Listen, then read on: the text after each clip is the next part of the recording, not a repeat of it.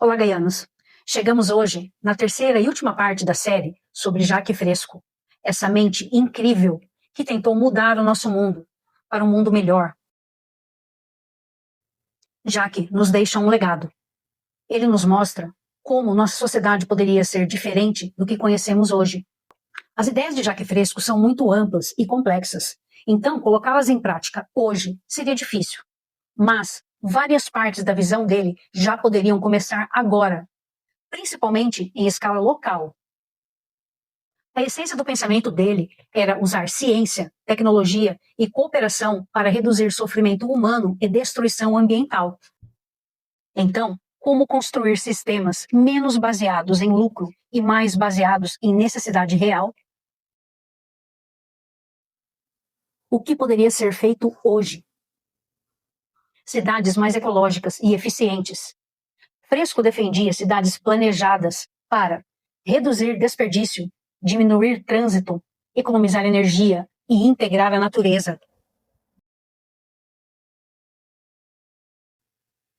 Na prática atual, mais ciclovias, transporte coletivo eficiente, telhados verdes, captação de água da chuva, energia solar e reflorestamento urbano.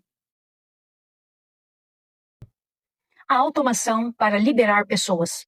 Ele acreditava que máquinas deveriam eliminar trabalhos repetitivos, reduzir o sofrimento humano. Hoje, isso poderia significar a IA ajudando em burocracias, automação agrícola sustentável, robôs em tarefas perigosas. A questão seria usar tecnologia para melhorar vidas e não para aumentar o lucro. Produção baseada em necessidade. Fresco criticava a superprodução e desperdício existente no capitalismo. Hoje poderíamos reduzir a obsolescência programada, criando produtos duráveis, compartilhar recursos e incentivar a economia circular. Regeneração ambiental como prioridade.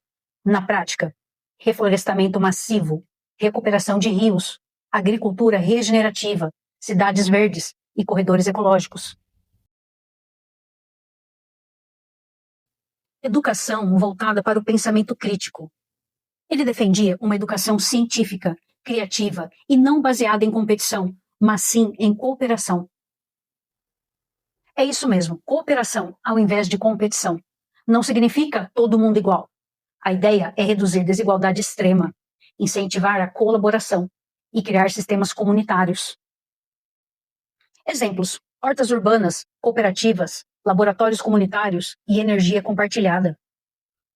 Gestão inteligente de recursos. Fresco falava muito de monitoramento de recursos naturais, uso racional da água e energia.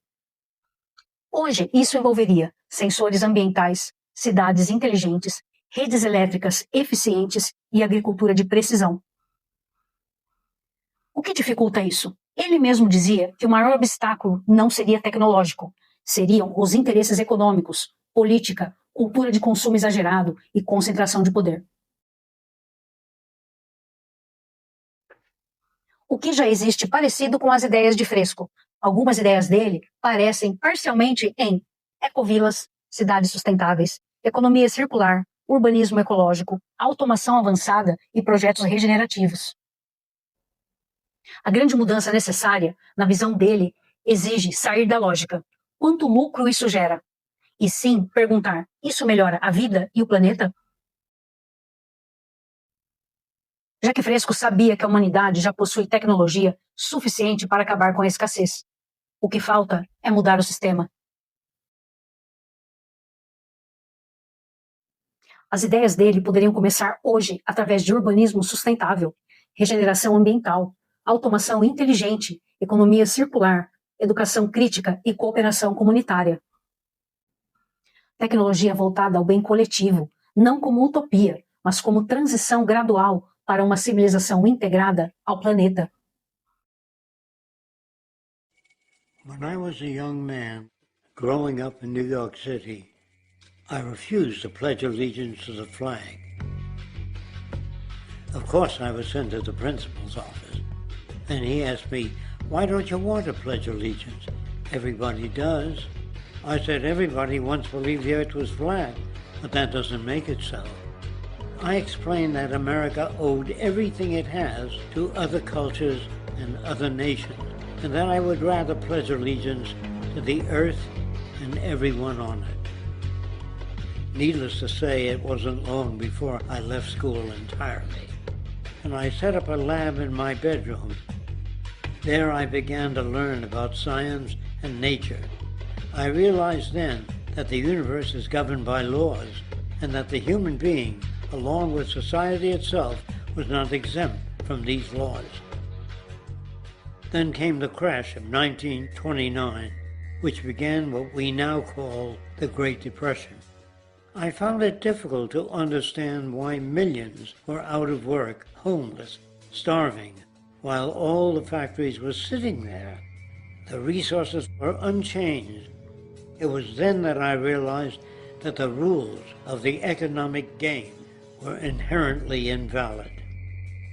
Shortly after came World War II, where various nations took turns systematically destroying each other.